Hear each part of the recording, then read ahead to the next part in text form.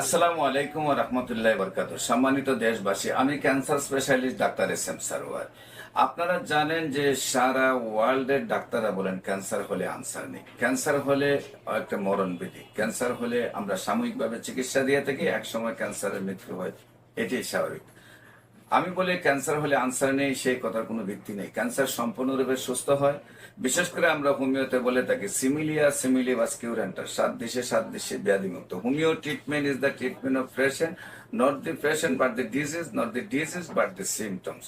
বিশেষ করে আপনারা ক্যান্সার গবেষক অধ্যক্ষ ডাক্তার এস এম সারোয়ার লিখলে আপনার প্রায় 4,500-এর ঊর্ধ্বে রুগী পাবেন যারা সুন্দরভাবে সুস্থ হয়েছে। বিশেষ করে হোমিওতে ফোর দ্য পয়েন্ট যদি মেডিসিন এবং রুগী এবং আপনার রোগের লক্ষণকে অ্যাডজাস্ট করা যায়, রোগটা যত বড়ই হোক না কেন রোগটা ভালো হয়ে যায়।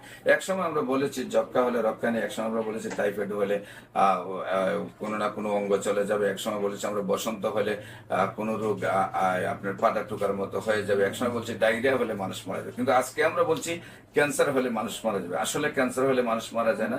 আপনারা বিশেষ করে ক্যান্সার গবেষক অধ্যক্ষ doctor S M Sarwar search করলে হাজার হাজার ক্যান্সার রোগীর সাক্ষাৎকার পাবেন যারা সুন্দরভাবে সুস্থ হয়েছেন।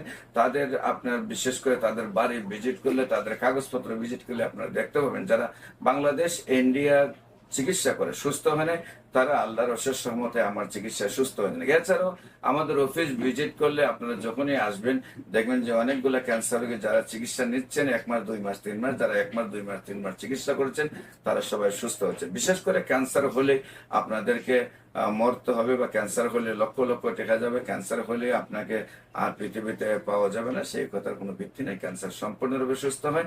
ক্যান্সার হলে আপনাদেরকে হোমিওপ্যাথিক চিকিৎসা গণস্বাস্থ্য হোমিওতে আসার আহ্বান জানাচ্ছি। আমি ক্যান্সার গবেষক ডাক্তার এস এম সারোয়ার। যোগাযোগের জন্য স্ক্রিনে দেওয়া নাম্বারে যোগাযোগ করুন। সবাইকে ধন্যবাদ। আসসালামু আলাইকুম।